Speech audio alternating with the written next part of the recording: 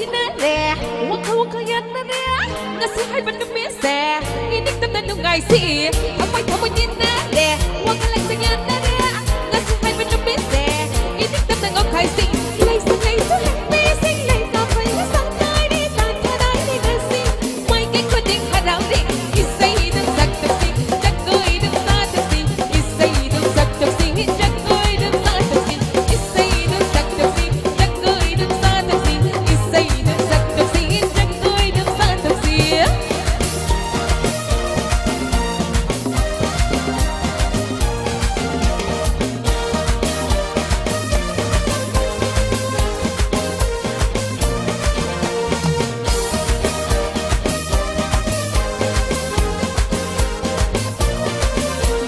Lay kay sige lay sabi na ko'y loy ng pajay ko Tamo isay saglagin na ko'y jagoy sarago